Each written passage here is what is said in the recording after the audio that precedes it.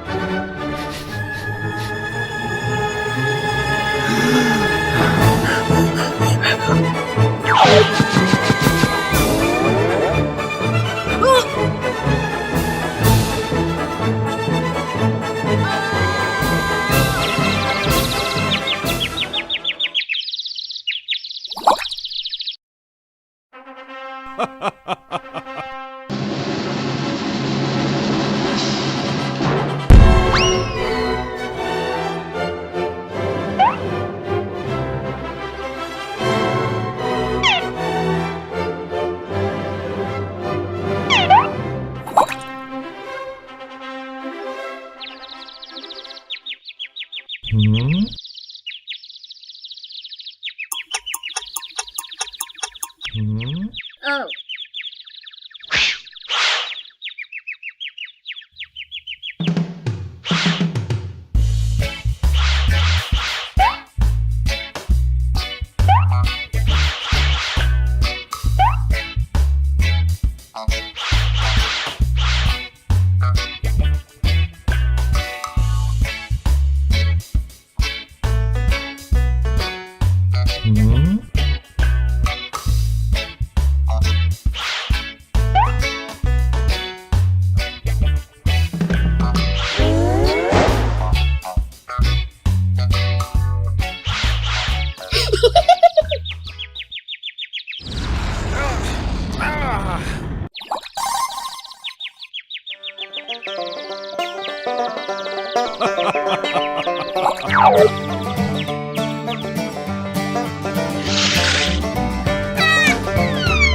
Hey!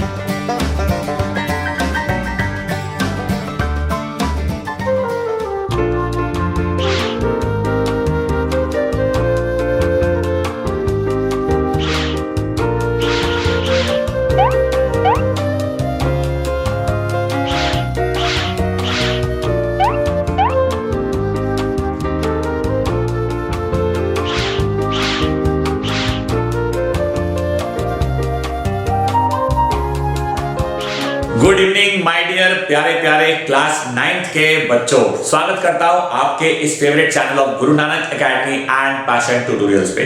तो my dear 9th class के प्यारे प्यारे स्टूडेंट्स, आपको बताना चाहूंगा कि ये हमारी फिजिक्स में चल रही बहुत ही प्यारी यूनिट जिसका नाम है force and laws of motion, उसका तीसरा वीडियो लेक्चर है। बिल्कुल सही आपने सुना।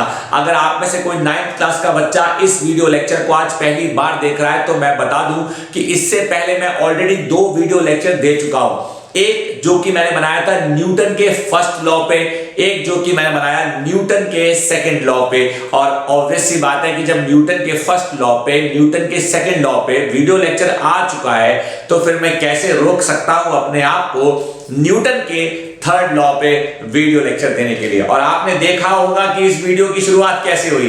इस वीडियो की शुरुआत में जो आपने क्लिपिंग देखी, इनफैक्ट जो आपने एनिमेटेड कार्टून देखा, उस एनिमेटेड कार्टून के जरिए मैंने आपको सिर्फ यही समझाने की कोशिश करी कि न्यूटन थर्ड लॉ होता क्या है। मैं ये नहीं कह रहा हूं कि मैंने टॉपिक खत्म कर दिया है। अरे वो मेरा स्टाइल नहीं था, वो थोड़ा एनिमेटेड स्टाइल था। अब मेरे स्टाइल में आप सुनो कि न्यूटन का थर्ड लॉ कहता क्या है। न्यूटन के थर्ड लॉ के बेसिक कॉन्सेप्ट को समझने से पहले अगर आपके पास कोई बेसिक ज्ञान पहले से होना चाहिए तो वो आपको पता होना चाहिए कि फोर्स क्या होता है, आपको पता होना चाहिए कि मोमेंटम क्या होता है, आपको पता होना चाहिए कि एक्सेलरेशन क्या होता है, आपको पता होना चाहिए कि मास क्या होता है, आपको पता होना चाहिए कि बॉडी जब एक डायरेक्शन में मूव करती है तो वो कैसे मूव करती है। आपको पता होना चाहिए कि जब बॉडी एक जगह से दूसरी जगह जाती है तो क्या चीजें उसके अंदर वो बदलाव लाने के लिए जिम्मेदार होती हैं।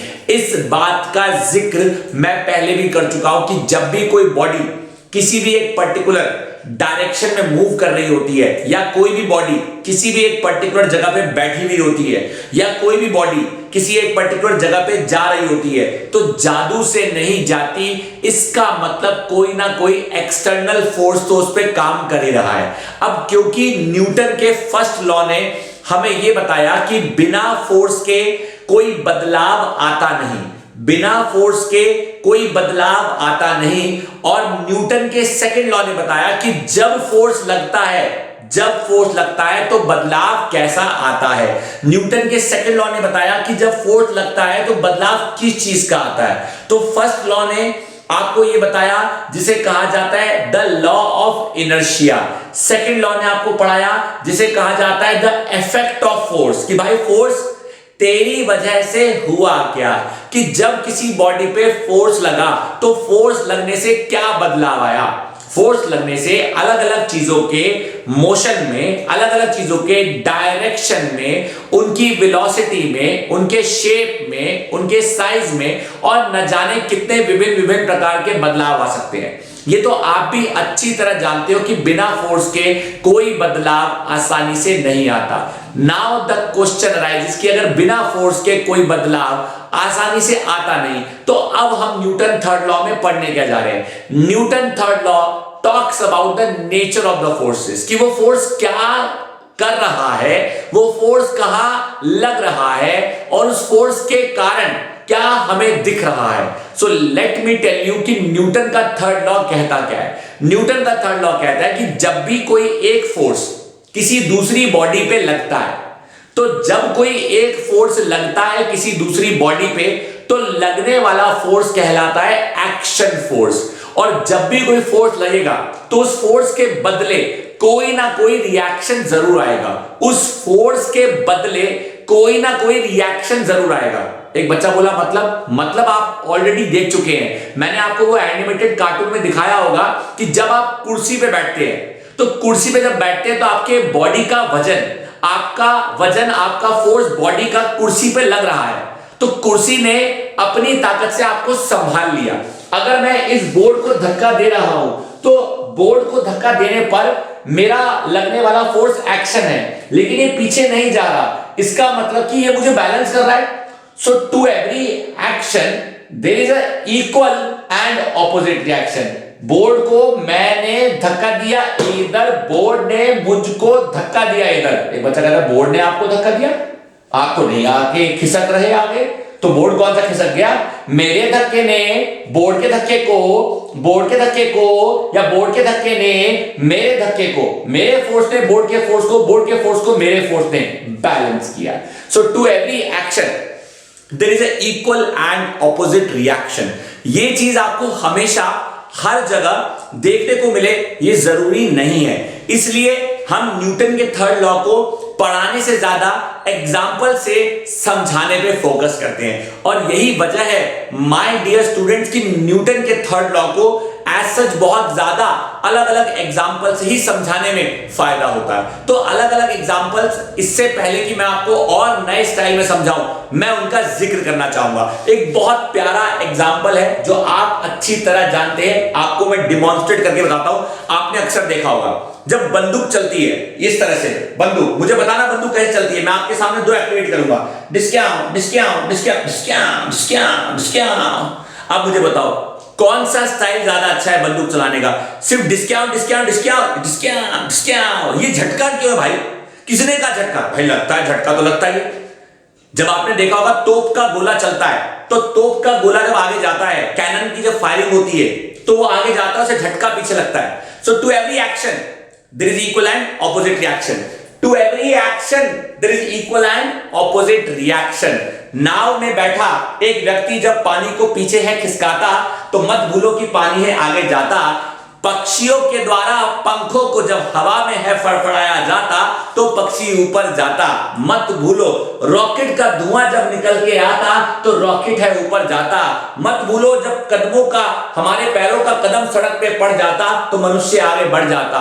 सो to every action there is a equal and opposite reaction. यानी अगर एक बॉडी ए बी पे फोर्स लगा रही है तो at the same time B A पे फोर्स लगाएगी, और इसी चीज को कहा जाता है Newton's third law of motion. तो Newton third law of motion as such कोई बहुत बड़ा या कोई बहुत कॉम्प्लेक्स लॉ नहीं है, लेकिन न्यूटन के थर्ड लॉ को समझने के लिए इतनी बेसिक जानकारी आपके पास बेहद होना जरूरी है। तो अब मैं काम करता हूं आपको न्यूटन के थर्ड लॉ को थोड़ा और अच्छे से समझाने के लिए, थोड़ा और डिटेल में समझाने के लिए कुछ क्लिपिंग्स दिखाता हूं। आपको क्लिपिंग्स देखो, एक एक करके उसमें कई सारी चीजें आपको नजर आएंगी और फिर मैं आपको वो क्लिपिंग्स दिखाने के बाद लौट कर आता हूं और एक एक करके उन्हें डिस्कस करता हूं कि मैंने आपको क्या दिखाया और आपने क्या समझा। चलिए एक बार नजर डालते हैं। Did you know that physics is about how things move and why things move? It was Isaac Newton who discovered the three laws of motion. He was a scientist who lived from 1642 to 1727. Let's first learn about the first law of motion. It is also called the law of inertia. It states objects will remain at rest or in uniform motion in a straight line unless acted upon by an external unbalanced force.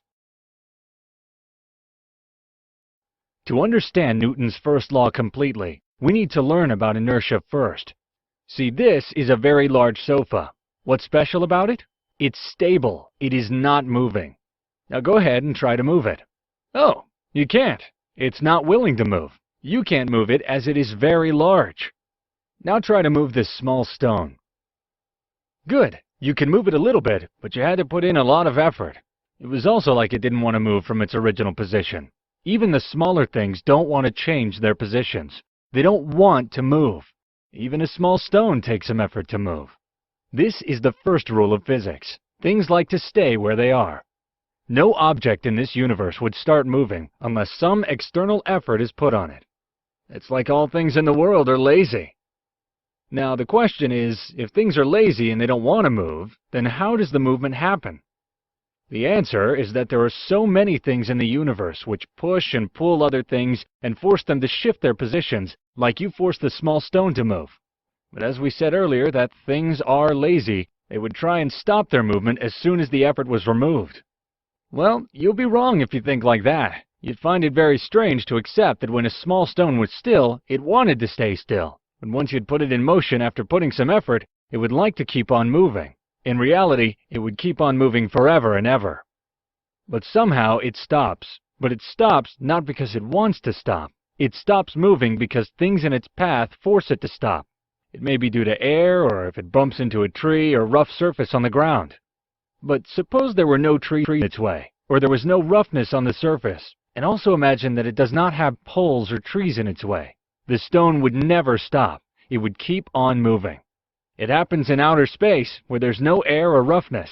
If you kick a small stone, it'd keep on moving and would never stop. So how can we say that things are lazy? See, the small stone wanted to move forever, but it was stopped by the resistance of air, trees, or roughness of surface. It's like you moving on a slippery road. You'd keep on moving unless there was some effort put in to stop you.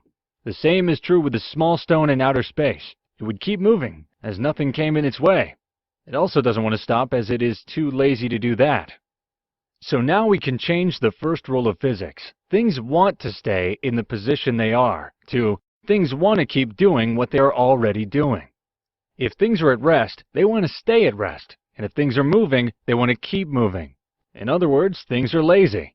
So there's a lot of laziness in the universe. Physicists have a special name for this laziness. It is known as inertia. So now you understand Newton's first law of motion. Can you write it? Well, you are very much right. Now let's move on to Newton's second law. As we know from the first law that to overcome the inertia of an object, we have to apply unbalanced force. Newton's second law talks about how fast an object would move. Well, it states acceleration of an object depends on the mass of the object and the amount of force applied. In mathematical terms, Newton's second law states that force is the product of mass and acceleration. To cause an object to accelerate or speed up, a force must be applied. The more force you apply, the quicker you accelerate. Look at these two swings. If you apply the same force on both swings, check whose goes faster. Let's first push the little kid. See? It goes very high. Now push this fat man with the same force. See, it does not go far, because it has more mass than the little kid. So the more mass there is, the force required to push the object is also greater. Let's look at the mathematical formula of the second law again. It's the product of mass and acceleration. We've already learned that if there's more mass in an object, to move it, we need more force. Now let's see this kid sitting in the swing. If we apply little force, then it goes a small distance. Now if we apply a lot more force, it goes very high. So to get more acceleration, we need to apply higher force. So now you can understand the relation among force, mass, and acceleration. Until now, we've only learned the first and second laws of motion. Oh, you're riding a bicycle. Have you ever wondered why a bicycle moves forward? Well, it moves according to Newton's third law, which says that for every action, there is an equal and opposite reaction. To understand this, see what happens when you drop a tennis ball. As the tennis ball hits the floor, it causes a downward force on the floor. This is the action. The floor reacts by pushing on the ball with the same force, but in the opposite direction. Action, reaction. Together, the floor and the ball form what's called the action-reaction pair. So now how it applies to your bicycle. When you push the pedal, the parts of the tire which touch the ground push it backwards. The ground also pushes the tires forward with the same force. So the parts of tires and earth form a pair of action and reaction. So what happens to the earth when your tires are applying force to push it backwards? Nothing happens to it, since the earth is very big as compared to your bicycle. The force applied by your tires does not move it backwards, but force applied by the earth pushes your bicycle forward. So now you understand Newton's third law. Yep, the tennis ball is the right example. The ball and the floor are creating a pair of action and reaction. There are a lot of things happening in the world. Objects move, fall, and rest all around us. You may think you understand why things move, or don't move. But did you know that the forces acting on these objects can be measured and their motion predicted? Renowned English scientist Sir Isaac Newton wanted to understand the world better. He thought he could describe the movements of the universe through mathematical observation. In 1687, he published these observations in a book, which outlined his understanding of the laws of motion. These 3 laws of motion are still in use today and can help us understand the relationship between a body and the forces acting on it. Newton's first law of motion is often stated as, an object in motion will stay in motion, and an object at rest will stay at rest, unless acted upon by an outside force. This law is also called the law of inertia, since inertia is the tendency of an object to keep doing what it's doing. You have experienced Newton's first law if you have ever used a swing on a playground. In order to start swinging, you have to use a lot of force, but once you get going, it can be hard to stop. Here on Earth, there are some forces working on objects all the time. When you throw a ball upward, it doesn't keep going up forever because the force of gravity pulls it downward. Once it hits the ground, friction, or resistance caused by surfaces rubbing together, will eventually bring it to a stop. Newton's second law says that force is the product of mass times acceleration. Mass is the amount of matter, or stuff, in an object. To make something accelerate or speed up, you have to apply a force. The amount of force it takes to move an object changes depending on how massive it is. Think about it. You would need more force to move a bowling ball than to move a beach ball of the same size. The greater the mass of the object, the more force it will take to accelerate the object, and applying more force will make the object move faster. Newton's third law of motion says that for every action, there is an equal and opposite reaction. If you exert a force on an object, it exerts an equal force back on you.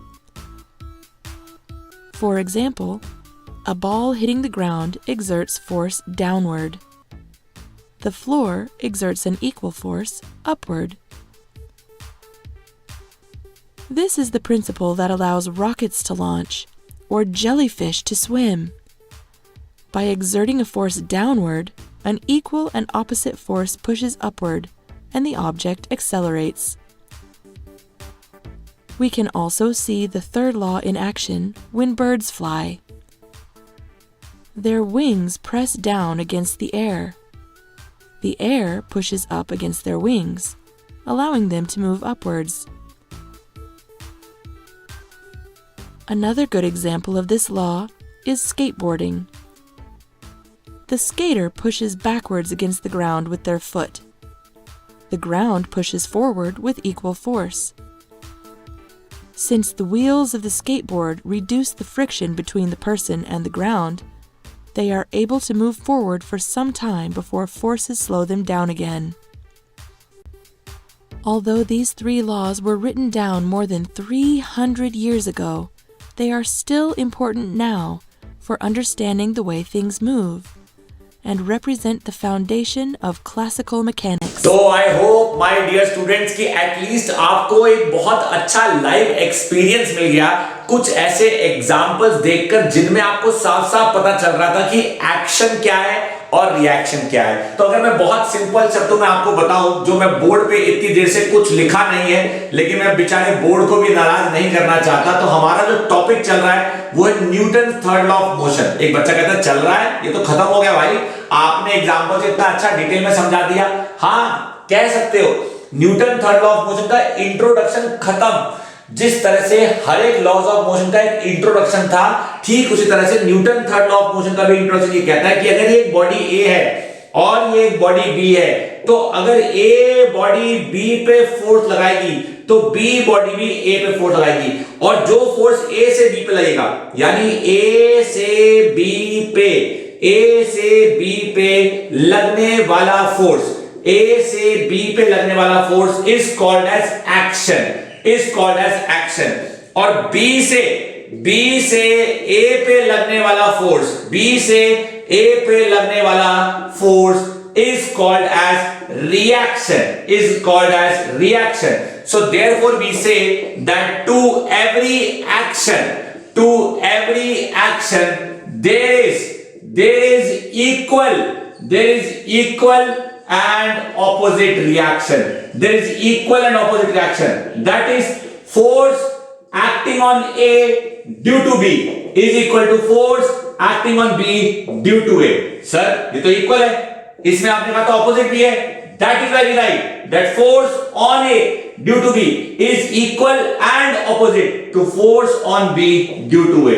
देख लीजिए मेरे प्यारे प्यारे class 9th के बच्चों, अब जैसे ही मैं ये बात बोल रहा था ना, एक बच्चा फट से बोला, सर अगर ये बात ऐसी होती ना तो फिर तो साइकिल की टक्कर अगर ट्रक से हो जाती तो ट्रक का भी ज्यादा नुकसान होना चाहिए था। ऐसा क्यों होता है कि साइकिल की टक्कर जब ट्रक से होती है तो ट्रक का कोई नुकसान हमें तो नहीं दिखता, साइकिल का ही नुकसान दिखता है। सही बात है या नहीं है? एक बात बताओ, अगर ये बात वाकई में सही है that to every action there is equal and opposite reaction, तो आपके एग्जाम में या आपके दिमाग में या आपके जहन में कुछ ऐसे एग्जाम्पल अभी आ रहे होंगे जहां आपको लगेगा कि यार टक्कर तो हो रही है, दो चीजें आपस में फोर्स तो लगा रही हैं लेकिन बराबर का फोर्स लगा रही है, ये दिख तो नहीं रहा है। तो लेट मी टेल यू, ये टक्कर का कॉन्सेप्ट है ना, इसे हमने बहुत अलग तरीके से न्यूटन के थर्ड लॉ का इस्तेमाल करके समझाने की कोशिश करी है, ताकि टक्कर के एग्जाम्पल को कोई बच्चा इस एग्जाम्पल के साथ कंफ्यूज ना करे। ए बी पे जितना फोर्स लगा रही है, बी ए पे उतना फोर्स लगा रही है, एग्जैक्टली हमेशा ऐसा हो ये जरूरी नहीं है, खास करके टक्कर के कॉन्सेप्ट में। इसलिए टक्कर का जो कॉन्सेप्ट होता है, यानी चीजों का आपस में टकराने का जो कॉन्सेप्ट होता है, वो सबसे इंपॉर्टेंट होता है, उसे हम कहते हैं कोलिजन। बिल्कुल सही, यानी जब दो चीजें आपस में कोलाइड करती हैं, और जब दो चीजें आपस में कोलाइड करती हैं तो हम ये नहीं कहते कि एक ने ताकत जितनी लगाई दूसरे ने ताकत उतनी लगाई, इसने ताकत जितनी पाई उतनी ताकत इसने पाई।